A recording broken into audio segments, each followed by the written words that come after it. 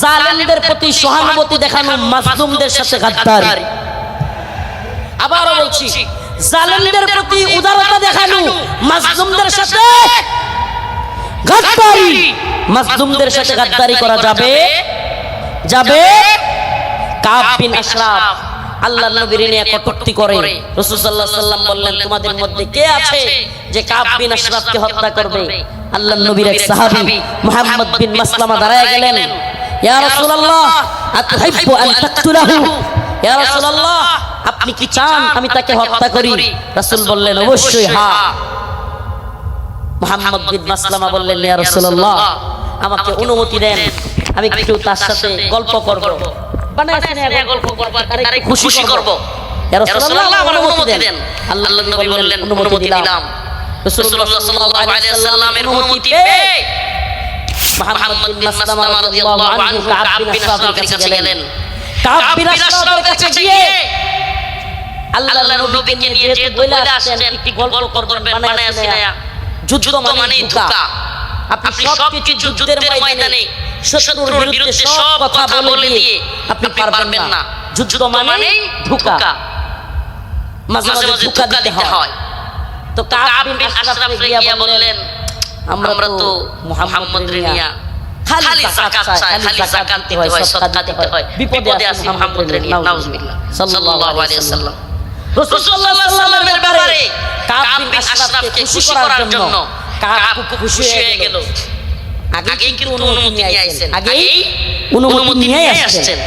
আল্লাহর নবীর ব্যাপারে বললেন, কাব বিন আশরাফকে আমরা তো মুহাম্মদের নিয়ে বিপদে আছি। সাল্লাল্লাহু আলাইহি ওয়াসাল্লাম কি সাদাকা যাকাত দিতে দিতে আমরা শেষ হয়ে যাচ্ছি। কাব কয়, কে আগে কইছিলাম না? খুব খুশি হইছে, আগে কি কইছিলাম। এবার মুহাম্মদ বিন মাসলামা বললেন, তোমার কাছে কিছু কর্জা চাই। কি চাই? কর্জা চাই, আমাদের কিছু খাদ্য দাও। কাব বিন আশরাফ বলল, দিতে পারি, কিন্তু কিছু বন্ধক রাখতে হবে। আল্লাহর নবীর সাহাবী মুহাম্মদ বিন মাসলামা রাদিয়াল্লাহু আনহু আল্লাহর নবীকে বলে এসেছেন, ও পয়গম্বর, ও আমার প্রিয় হাবিব, আমি অবশ্যই কাব বিন আশরাফকে কতল করব, তবে আমাকে অনুমতি দেন আমি যেন কাব বিন আশরাফের সাথে খুশ গল্প করতে পারি। আল্লাহর নবী বললেন, অনুমতি দেয়া হলো।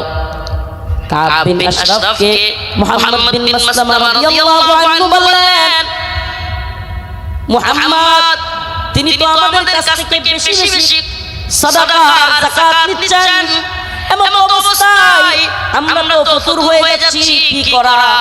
কাব খুব খুশি হয়ে গেল। কাব বলল, আগে তোমাদেরকে বলেছিলাম মুহাম্মদের পিছনে থাকবা না। এবার কাব বিন আশরাফের কাছে মুহাম্মদ বিন মাসলামা কিছু চাইলেন। সে বলল, দিতে পারি, শর্ত হলো কিছু বন্ধক রাখতে হবে। দিতে পারি, তবে শর্ত হলো কিছু বন্ধক রাখতে হবে। মুহাম্মদ বিন মাসলামা রাদিয়াল্লাহু আনহু বললেন, ঠিক আছে, কি বন্ধক চাও? কাব বিন আশরাফ বলল, তোমার বউরে বন্ধক দাও। নাউজুবিল্লাহ। এটা বডি ছিল অনেক লম্বা, উঁচা, বিরাট সাইজের মানুষ। মুহাম্মদ বিন মাসলামা রাদিয়াল্লাহু আনহু বললেন, না, তোমার কাছে আমার বউ দেওয়া যাবে না। এবার মুহাম্মদ বিন মাসলামা রাদিয়াল্লাহু আনহু বললেন, দিতে পারি, আমার ডাল, তলোয়ার, এই তরবারিগুলো তোমার কাছে দিতে পারি। এগুলো বন্ধক রাখলেন। বন্ধক রাখার পর কাব বিন আশরাফকে মুহাম্মদ বিন মাসলামা রাদিয়াল্লাহু আনহু বললেন, আমি আমার আরো দুইজন সহযোগীকে নিয়ে আসি। তুমি যে খাদ্য দিবে, তুমি যে খাবার দিবে, ওই খাবার জিনিসগুলো নেওয়ার জন্য লোক লাগবে। আসলে কি কাব বিন আশরাফের যে সাইজ, ওরে যদি ধরতে হয়, সাইজ করতে হয়, একা একা পারবেন না। এই জন্য আরো দুইজনকে আনতে গেছেন। সুবহানাল্লাহ। এবার উনি দুইজনকে নিয়ে আসলেন। আসার পরে কাব বিন আশরাফকে বললেন, কাব, তোমার মাথার মধ্যে কি সুগন্ধি ব্যবহার করো? এত সুন্দর গ্রাম তোমার মাথা থেকে আসতেছে। এটা আরেকটা পাপ, এটা আরেকটা কি? আগে দিছি কি? আরে মুহাম্মদের যাকাত দিতে আমরা শেষ। এতে করে সে খুশি হয়েছে। আগে কইছিলাম না মুহাম্মদের পিছনে থাকবো না, নাউজুবিল্লাহ। তো এইবার কি পাম দিল যে তোমার কল্লার মধ্যে, তোমার মাথার মধ্যে এমন কি সুগন্ধি দাও, এত সুগন্ধি আসতেছে, সুঘ্রাণ আসতেছে। কাব বিন আশরাফ খুশিতে গদগদ হয়ে গেছে, খুব খুশি হয়েছে, পাম দিছে। তো মুহাম্মদ বিন মাসলামা রাদিয়াল্লাহু আনহু বললেন, কাব তোমার মাথা থেকে সুঘ্রাণ নেওয়ার জন্য তোমার মাথাটা একটু আমাকে আগায় দিতে পারবা? মানে মাথা থেকে কি নিব? সুগন্ধি নিব। কাব বিন আশরাফ খুশি হয়ে গেল, খুশি হয়ে কাব বিন আশরাফ তার কল্লাটা আগায় দিল। ও যশোরবাসী, খুব মনোযোগ দিয়ে শুনবেন। আল্লাহর নবীর সাহাবা মুহাম্মদ বিন মাসলামা যখন কাব বিন আশরাফ কল্লাটা আগায় দিল, সাথে সাথে আল্লাহর নবীর সাহাবী মুহাম্মদ বিন মাসলামা কাব বিন আশরাফের কল্লা এইভাবে পেছায় বললেন, সুবহানাল্লাহ। কাব বিন আশরাফের কল্লা পেছায় দিয়া সঙ্গী সাথে থাকা অন্য সহপাঠীদেরকে বললেন, কাব বিন আশরাফের কল্লার মধ্যে কূপ দাও। সুবহানাল্লাহ। মুহাম্মদ বিন মাসলামা গলা চাই বললেন, আর কাব বিন আশরাফকে ওনার সাথীদেরকে বললেন, কূপ দাও। আল্লাহু আকবার বলে কাব বিন আশরাফের কল্লা ফেলে দিলেন। ও মুহাম্মদ আরবি উম্মতেরা, সেই জগৎ বিখ্যাত উক্তি শাইখ খালিদ রশিদ ফাকাল্লাহু আকবার কণ্ঠে কণ্ঠ মিলিয়ে বলতে চাই, ইয়া উম্মত মুহাম্মদ, ইয়া উম্মত মুহাম্মদ, আমার নবীকে নিয়ে কটূক্তি করা হবে, আমার নবীকে নিয়ে ব্যঙ্গচিত্র বানানো হবে। আল্লাহর নবীর সাহাবায়ে কেরাম সহ্য করতে পারতেন না। ফরমায় রাসূলুল্লাহ সাল্লাল্লাহু আলাইহি ওয়াসাল্লাম, ফরমায় রাসূলুল্লাহ সাল্লাল্লাহু আলাইহি ওয়াসাল্লাম, মান সাব্বা নবিয়ান ফাকতুলু, আল্লাহর নবীকে নিয়ে যে কটূক্তি করবে, রাসূলুল্লাহ সাল্লাল্লাহু আলাইহি ওয়াসাল্লাম যে গালি দিবে, তার শাস্তি একটাই, সমস্ত উম্মাহ একমত, আল্লাহর নবীকে নিয়ে কটূক্তিকারীর শাস্তি ওয়াজিবুল কতল, তাকে হত্যা করা হবে, তার গলা থেকে গলাকে আলাদা করে দিতে হবে।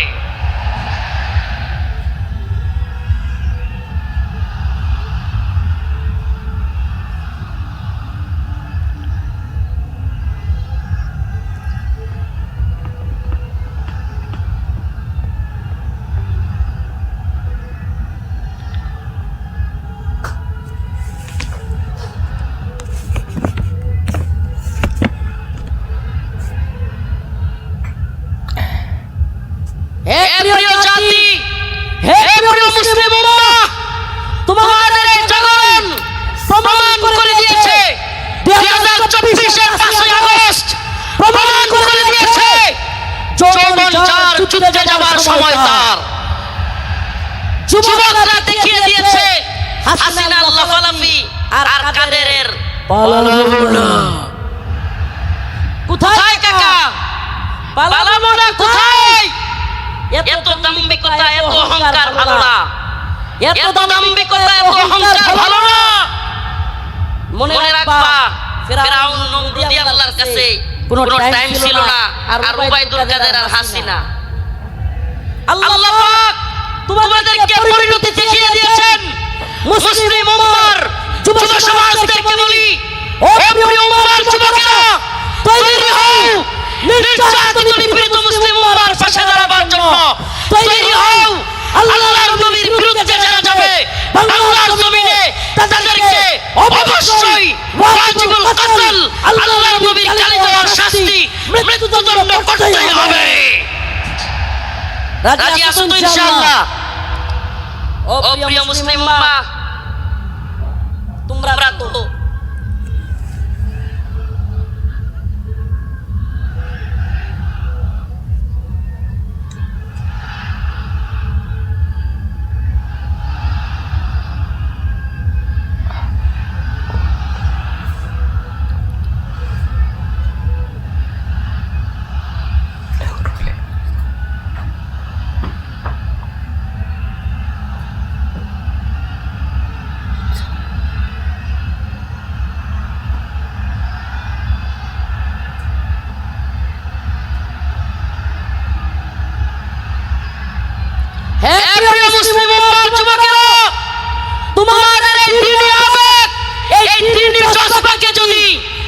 সত্যি বলি ওয়াল্লাহি বিল্লাহি তাআলাহি কসম আল্লাহর এই জজবাকে যদি আমরা কোরআনের পক্ষে কাজে লাগাইতে পারি তাহলে আর কোনো নতুন সরকার নেই এই ভূখণ্ডে আমরা কোরআনী শাসন চালু করতে পারব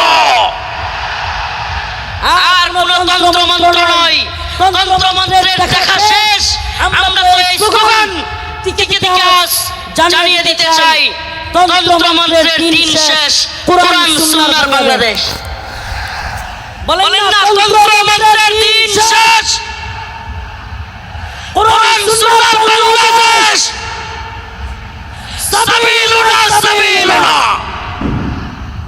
তরিকুনা তরিকুনা স্লোগান আজকে একটু ব্যতিক্রম হবে আমি বলবো আল্লাহর জমিনে আল্লাহর আইন বাস্তবায়ন করতে আইন বলতে পারবেন আল্লাহর জমিনে আল্লাহর আইন বাস্তবায়ন করতে আইন হয়তো শরীয়ত ইম্মা শরিয়া ইম্মা শরিয়া হয়তো শরীয়ত হয়তো আমরা শাহাদাত বরণ করব নাহলে ভূখণ্ডে শরীয়ত প্রতিষ্ঠা করব কালেমার পতাকা দেখলে যেগুলোর চলে এগুলোর সাবধান করে দিতে চাই এই ভূখণ্ডে লা ইলাহা ইল্লাল্লাহর পতাকা উড়বে আজ সকালে উড়বে ইসাবাতান মিন উম্মতি আহরাজাহুমুল্লাহু মিনান নার ইসাবাতুন তাগজুল হিন্দা ওয়া ইসাবাতু ঈসা ইবনে মারইয়াম রাসূলের ঘোষণা এই ভূখণ্ডে হিন্দুত্ববাদী ব্রাহ্মণ্যবাদী তাগুতি শক্তির বিরুদ্ধে দিল্লির বিরুদ্ধে হিন্দুত্ববাদীদের বিরুদ্ধে আল্লাহর নবী বলেছেন মুসলমানদের একটা গজওয়া হবে গজওয়াতুল হিন্দ হবে সেই যুদ্ধে মুসলমানরা বিজয়ী হবে শুধু বিজয়ী হবে না দিল্লির সেই মসজিদে দিল্লির সেই লাল কেল্লায় কালেমার পতাকা পথ করে উঠবে ইনশাআল্লাহ ইনশাআল্লাহ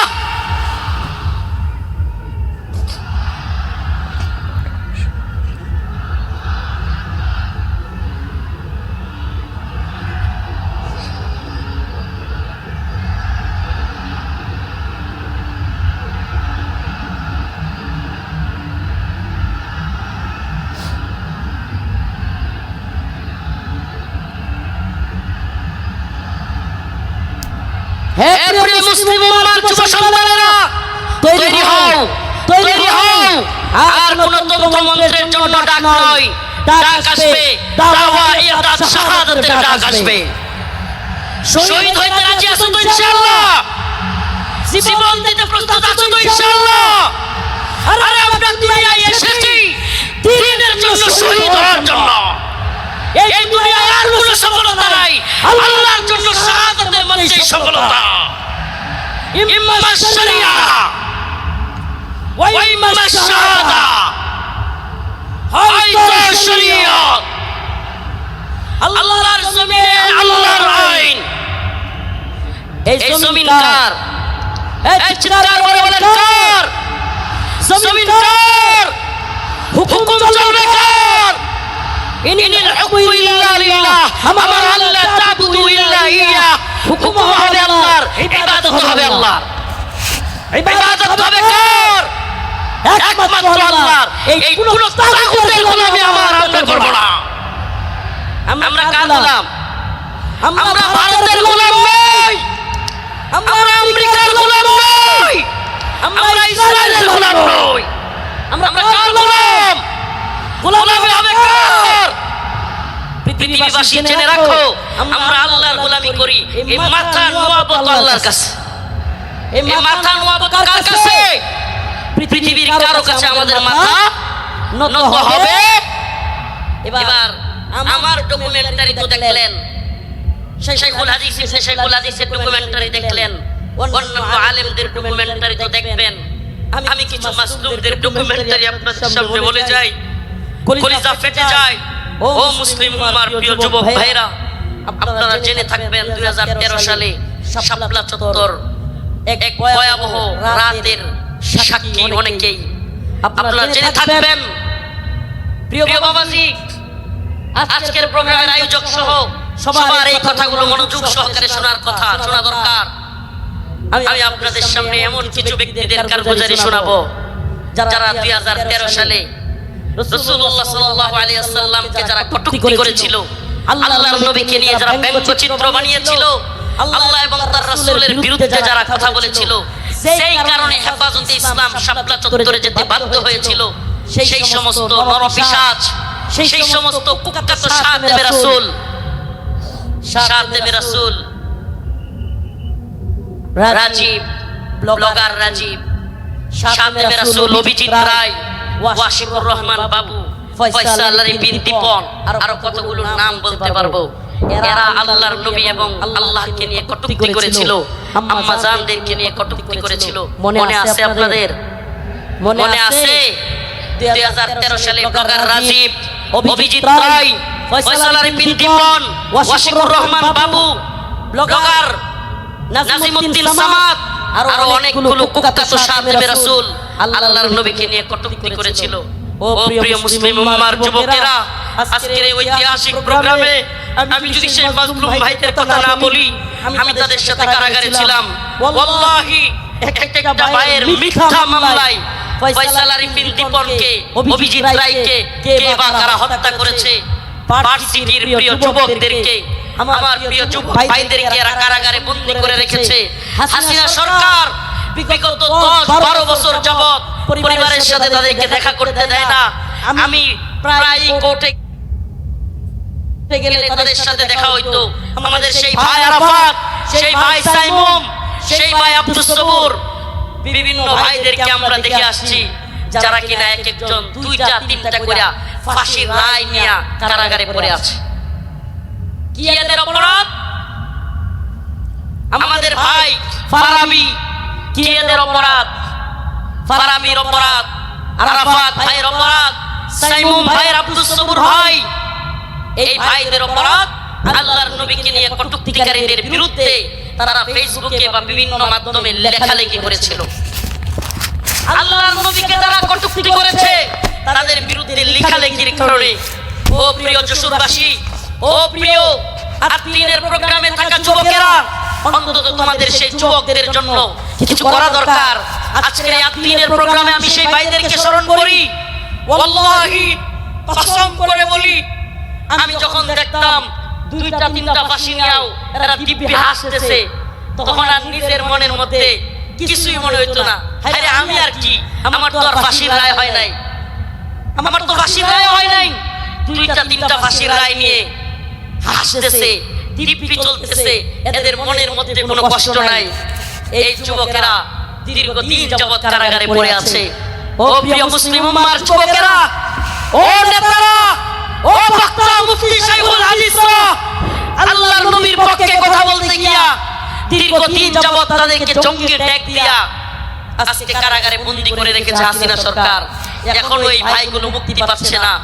ও প্রিয় মুসলিম উম্মার যুবকেরা, আমি জানতে চাই, এরা যদি আমাদের কাউকে জঙ্গি ট্যাগ দিয়া দেয়, এরা যদি আমাদের কাউকে মৌলবাদী ট্যাগ দিয়া দেয়, এরা যদি আমাদের কাউকে রাজাকার বলে ট্যাগ দিয়া দেয়, তাহলে কি আমরা তাদেরকে ভুলে যাব? আমার কথা বুঝতেছেন? জালেমদের একটা কৌশল হলো আলেমদের নামে ট্যাগ দেওয়া, নেম কিলিং, এটাকে বলে নেম কিলিং, ট্যাগ দেওয়া। আল্লামা সাইদি রাহিমাহুল্লাহকে কষ্ট নিয়ে বলতে হচ্ছে, যখন তিনি জীবিত আমাদের অনেক আলেম ওনাকে নিয়ে কথা বলার সাহস করে নাই, ওনার পক্ষে কথা বলে নাই। কেন বলে নাই? কারণ ওনাকে রাজাকারের মামলা দেওয়া হয়েছে। এখন আমরা যদি ওনার পক্ষে কথা বলি, তাইলে আমাদেরকেও না জানি রাজাকারের মামলা দিয়ে দেয়। আল্লামা জসিমউদ্দিন রহমানী দামাত বারাকাতুহুম হুজুর কারাগারে থাকতেও ওনাকে নিয়ে অনেকে কথা বলে নাই। কেন? কারণ ওনার পক্ষে কথা বললে জঙ্গিবাদী মামলা দিয়ে দিবে। আল্লাহর কসম করে বলি, খোদার কসম করে বলি, আমাদেরকে রাজাকার বলো, জঙ্গিবাদী বলো, মৌলবাদী বলো, আর যাই বলো, আমরা মাজলুমদের পক্ষে কথা বলবোই, বলেই যাব। রাজি আছেন তো ইনশাআল্লাহ? আল্লামা সাইদি রাহিমাহুল্লাহ চলে গিয়েছেন, জসিমউদ্দিন রহমানী হাফিজাহুল্লাহ বের হয়ে গিয়েছেন, কিন্তু ও আদ্দিনের মুসলমানেরা আজকের এই যশোরের লাখো জনতা, প্রিয় উম্মাহ, আজকের এই মিডিয়ার মাধ্যমে সবকিছুর মাধ্যমে আমি জানাতে চাই, আমার ভাইরা আল্লাহর নবীর পক্ষে লেখালেখি করতে গিয়া যারা মামলা খেয়েছে, ফাঁসির রায় লেগে গেছে, আমরা কি তাদের মুক্তি চাই? মুক্তি চাই। আমার ভাইদেরকে 2-3টা করে ফাঁসির রায় দিয়ে বন্দী করে রেখেছে হাসিনা। হাসিনার কাজই ছিল বিভিন্ন জঙ্গি নাটক সাজায়া আলেমদেরকে, তরুণ তরুণ যুবকদেরকে যারা দ্বীনকে ভালোবাসে, টাকনুর উপর কাপড় পরে, এদেরকে ইন্ডিয়ার কথায় রয়ের প্ল্যানে মুসলিম উম্মার যুবকদেরকে, দ্বীন যারা ভালোবাসে তাদেরকে গ্রেফতার করা, তাদেরকে জঙ্গি বলা, মৌলবাদী বলা, এটা একটা ট্রেন্ড ছিল, এটা তাদের একটা মিশন ছিল, মিশন, তাদের একটা মিশন। এই মিশন আমরা পা দিতে পারি না। আমরা আমাদের ভাইয়ের মুক্তি চাইবই, ঠিক আছে তো ইনশাআল্লাহ? সবাই মুক্তি চান তো ইনশাআল্লাহ? আমার প্রিয় ভাইদের মুক্তির ব্যবস্থা করা হোক, দ্রুত মুক্তি দেওয়া হোক। যদি তারা মুক্তি না পায়, খোদার কসম করে বলি, এত বড় বড় বক্তা, এত যশ খ্যাতি মূল্যহীন, মূল্যহীন, মূল্যহীন। আমরা যদি মাসলুমদের পাশে দাঁড়াতে না পারি, আজকের আলোচনার বিষয় এটাই, ওমা লাকুম লা তুকাতিলুনা ফি সাবিলিল্লাহ ওয়াল মুস্তাদাফিনা মিনার রিজাল ওয়ান নিসাই ওয়াল উইলদানিল্লাযীনা يقولون ربنا أخرجنا من هذه القرية الظالم أهلها واجعل لنا من لدنك وليا واجعل لنا من لدنك نصيرا الله رب العالمين বলেন وما لكم لا تقاتلون في سبيل الله তোমাদের কি হয়ে গেল? তোমরা আল্লাহর পথে কিতাল করতেছ না, যুদ্ধ করতেছ না। জিহাদ বললে অনেকে অপব্যাখ্যা করে, নফসের জিহাদ, এটা সেটা অনেক অপব্যাখ্যা করে। কারণ কি? কারণ আল্লাহ বলছেন কুতিবা আলাইকুমুল কিতাল ওয়া হুয়া কুরহুল লাকুম। কারণ আল্লাহ পাক জানতেন জিহাদের ব্যাপারে অনেকের অ্যালার্জি থাকবে, অনেকে অপছন্দ করবে। আমাকে বলেন, আল্লাহ পাক যখন কোরআনে কারীম নাজিল করেছেন, আল্লাহর রাসূল কি জিহাদকে অপছন্দ করতেন? হ্যাঁ, সাহাবায়ে কেরাম অপছন্দ করতেন। তাহলে এই আয়াত কাদের জন্য? কুতিবা আলাইকুমুল কিতাল ওয়া হুয়া কুরহুল লাকুম, এই আয়াত কাদের জন্য? আল্লাহ পাক জিহাদকে, যুদ্ধকে ফরজ করেছেন দ্বীনের জন্য, অথচ তোমরা তা অপছন্দ করবে, অপছন্দ করো। আল্লাহ বলছেন তোমাদের অনেক জিনিস আছে অপছন্দ, কিন্তু হুয়া খায়রুল লাকুম, সেটার মধ্যে কল্যাণ আছে। আমার তো মনে হয় আল্লাহ পাক, আমার মনে হয় না, এটাই তাফসীর, এটাই ব্যাখ্যা, যে আল্লাহ পাক সেই সমস্ত লোকদেরকে উদ্দেশ্য করে বলেছেন যারা জিহাদকে অপছন্দ করবে। সাহাবায়ে কেরাম জিহাদকে পছন্দ করতেন না, আল্লাহর নবী আল্লাহর দ্বীনের পক্ষে জিহাদকে পছন্দ করতেন না। যারা অপছন্দ করে তাদের জন্য এই কথা। অথচ দিকে দিকে মাজলুম, ওমা লাকুম লা তুকাতিলুনা ফি সাবিলিল্লাহ, তোমাদের কি হয়ে গেল? তোমরা আল্লাহর পথে যুদ্ধ করতেছ না। ওয়াল মুস্তাদাফিনা মিনার রিজাল ওয়ান নিসাই ওয়াল উইলদান, দুর্বল নারীরা, দুর্বল বাচ্চারা চিৎকার করে করে বলতেছে, ইয়াকুলুনা রব্বানা আখরিজনা, হে আল্লাহ আপনি আমাদেরকে বের করেন, মিন হাযিহিল ক্বরিয়াতি যালিমি আহলুহা, এই ভূখণ্ডের মানুষরা বড় জালেম, ওয়াজআল লানা মিন লাদুনকা ওয়ালিয়া, আপনি আমাদের জন্য অভিভাবক পাঠান, ওয়াজআল লানা মিন লাদুনকা নাসীরা, আপনি আমাদের জন্য সাহায্যকারী পাঠান। মাজলুমদের সাহায্যকারী হইতে রাজি আছি তো ইনশাআল্লাহ? মাজলুমদের সাহায্যকারী হইতে রাজি আছি তো ইনশাআল্লাহ? তাইলে আজকে থেকে ইসরায়েলি পণ্য বয়কট, রাজি আছেন তো ইনশাআল্লাহ?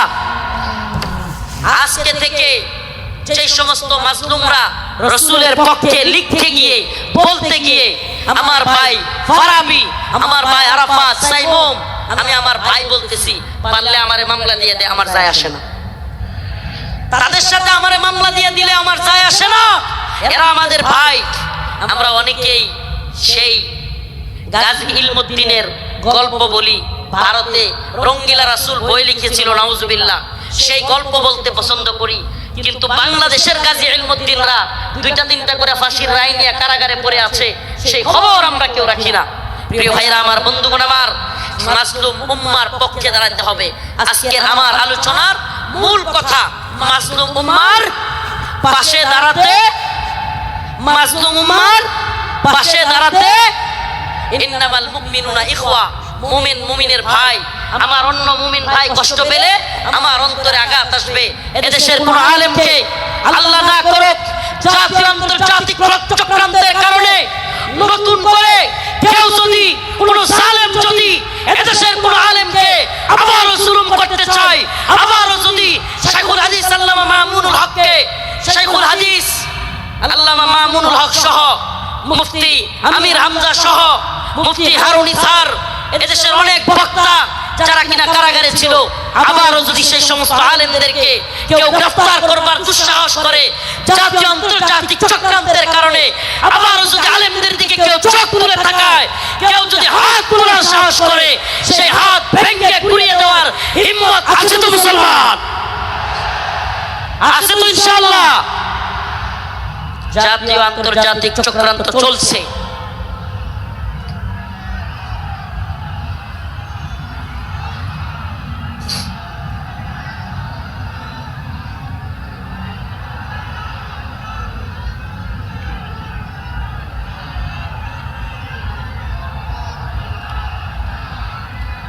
জাতীয় আন্তর্জাতিক চক্রান্ত চলছে আমাদের এই ভূখণ্ডকে নিয়ে।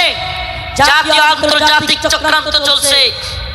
এই চক্রান্তের ডালপালা গভীরে আমরা জাতি হিসেবে সজাগ থাকবো। একটা কথা মনে রাখবেন, আগামীকালকে আপনার ঘরে চুরি অথবা ডাকাতি হবে। আপনি যদি আগে ভাগে জানতে পারেন, তাইলে আপনি ডাকাতকে কিভাবে আটকাইতে হবে এটা আপনি আরামসে বুঝে যাবেন। সজাগ থাকা খুব জরুরি।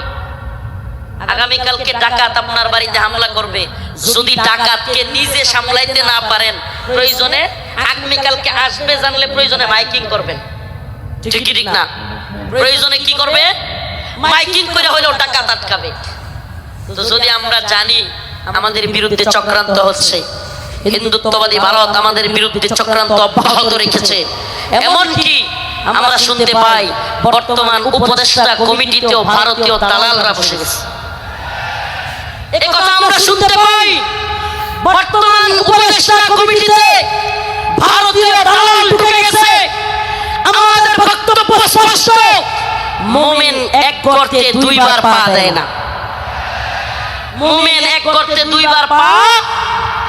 আমরা আর ধোঁকা খেতে চাই না।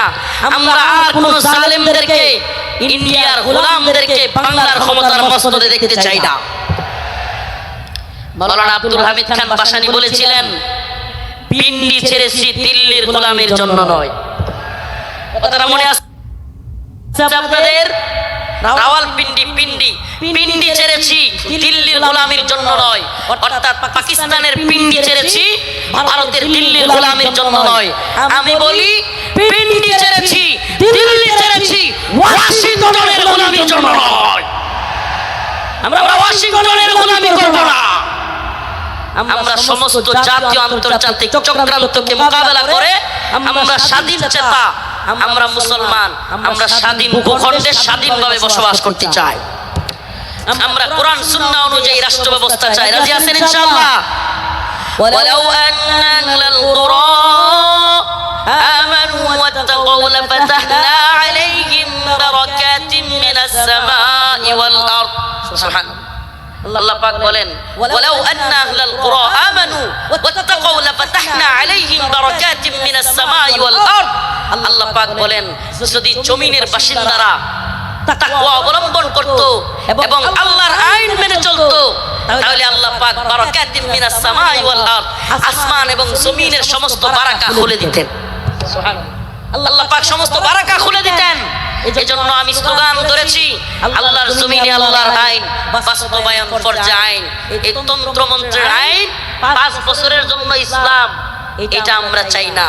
আমরা চাই আজীবনের জন্য ইসলাম। ইসলাম কি 5 বছরের সীমায় গণ্ডিতে আবদ্ধ? ইসলাম 5 বছরের সীমান্তে আবদ্ধ নয়।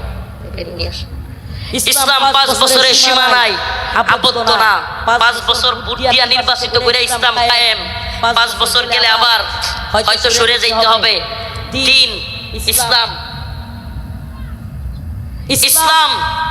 5 বছরের জন্য সীমাবদ্ধ থাকার জন্য নয়, ইসলাম কায়েম করতে হবে। আল্লাহর জমিনে আল্লাহর আইন বাস্তবায়ন করতে হবে। এটা হবে মুসলিম উম্মার ধারণা, এটা হবে মুসলিম উম্মার প্রেরণা। আমরা হুঁশিয়ার করে দিতে চাই, সাবধান করে দিতে চাই। 2024 সালে হাসিনার পালানোর দৃশ্য দেখা এবং বাংলাদেশে আওয়ামী লীগের অবস্থান দেখা কেউ যদি শিক্ষা না নেন, নতুন করে জুলুম করার চিন্তা ভাবনা, নতুন কইরা কেউ জুলুম করার ভূত কারো মাথায় চাইপা বসে, তাইলে আওয়ামী লীগের পরিণতির জন্য অপেক্ষা করেন। নতুন কইরাও যদি হাসিনার মতো জুলুমের চিন্তা ভাবনা কেউ করেন, আওয়ামী লীগের মতো জুলুম করার খায়সাত, জালেম হওয়ার ভূত মাথায় চাইপা বসে, সাদাবাজি, টেন্ডারবাজি, দুর্নীতির ভূত, তাইলে বাংলার জনগণ লাথি দিয়া আপনাদের ভূত তাড়াইয়া দিবে। নতুনদের জন্য এটা একটা হুঁশিয়ারি। 2024 সাল এটা আমাদের গর্বের। 2024 আমাদের গর্বের। আমাদের এই চেতনাকে ধরে রাখতে হবে। প্রিয় যুব সমাজ, আমি আগে ফিলিস্তিনের বিভিন্ন ভিডিও দেখতাম, ফিলিস্তিনের মুসলমানদের ভিডিও দেখতাম। ছোট ছোট বাচ্চা ছেলেরা পাথর নিয়ে ইসরায়েলের ট্যাঙ্কের মধ্যে নিক্ষেপ করতেছে, গোলাল দিয়া ইসরায়েলিদেরকে মারতেছে। সুবহানাল্লাহ। 2024 সালে দেখলাম আমাদের ছোট ছোট বাচ্চারা পুলিশের পেটের মধ্যে গিয়ে ঘুষি মারতেছে। সুবহানাল্লাহ বলেন না? এইটা একটা জিনিস অন্তত হইছে, আলহামদুলিল্লাহ। 2024 সালে আমরা এটা অন্তত বুঝছি, যুব সমাজ জেগে উঠলে জালেমের পরিণতি ভয়াবহ। যুব সমাজ জেগে উঠলে জালেমের পরিণতি কি?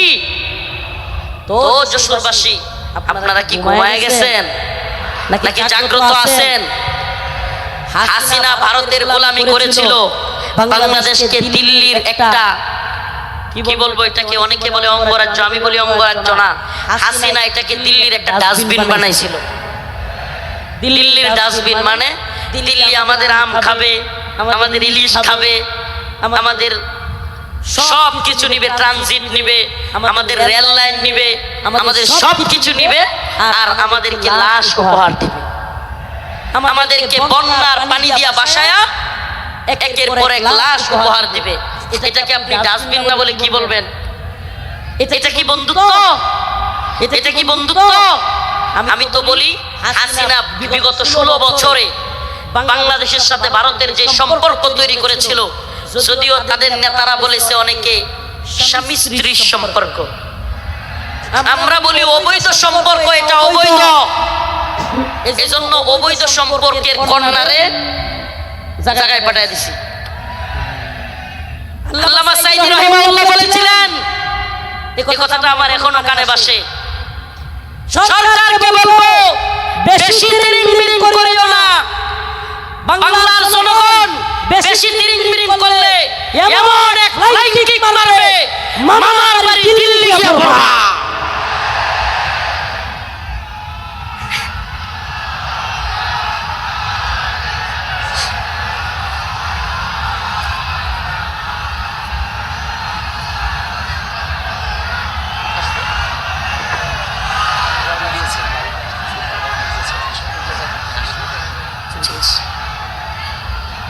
আল্লামা সাইদি রাহিমাহুল্লাহ দেখে যাইতে পারেন নাই, কিন্তু আলহামদুলিল্লাহ সাইদি রাহিমাহুল্লাহর কথাই বাস্তব হয়েছে। বাংলার জনগণ ফ্লাইং কিক মারছে, রান্না করা খাবার খাওয়ারও সময় নাই, রান্না করা খাবার খাওয়ারও সময় নাই।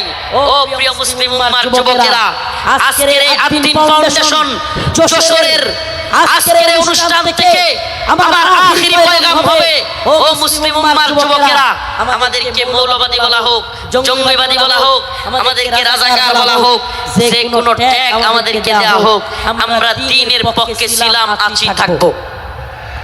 আল্লাহর জমিনে আল্লাহর আইন বাস্তবায়ন হওয়ার আগ পর্যন্ত আমরা থামব না। আমি তো আশাবাদী এই মুসলিম উম্মার জাগরণ।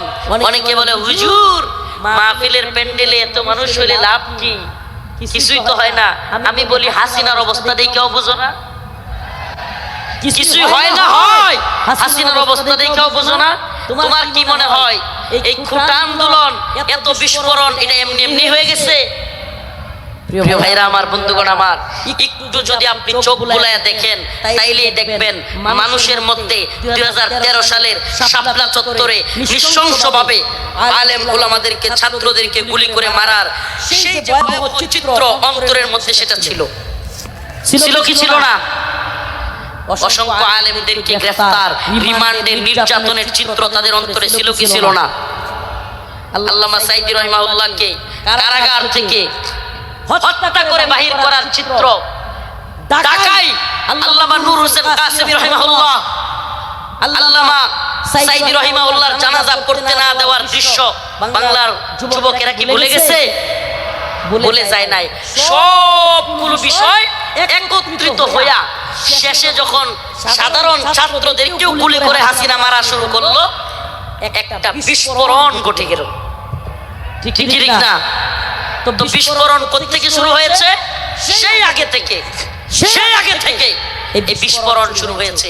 এজন্য বলি প্রিয় মুসলিম উম্মাহ, আপনাদের প্রতি আমার আখিরি পয়গাম, ও আদিনের মুসলমান, আজকের এই যশোরবাসী, খুলনাবাসী, সারা বাংলাদেশ থেকে আগত মিডিয়ার মাধ্যমে সারা দেশে যারা আমার কথাগুলো শুনবেন, আমার একটা পয়গাম, আখিরি পয়গাম আপনাদের প্রতি। ও প্রিয় মুসলিম উম্মাহ, আমাদেরকে দ্বীনের প্রয়োজনে, আল্লাহর জমিনে আল্লাহর দ্বীন বাস্তবায়নের জন্য, কাফের মুশরিকদের মোকাবেলা করবার জন্য, প্রয়োজন হলে দ্বীনের জন্য ময়দানে শহীদ হওয়ার জন্য তৈরি থাকতে হবে। এটা মনে রাখবেন, শাহাদাতের তামান্না।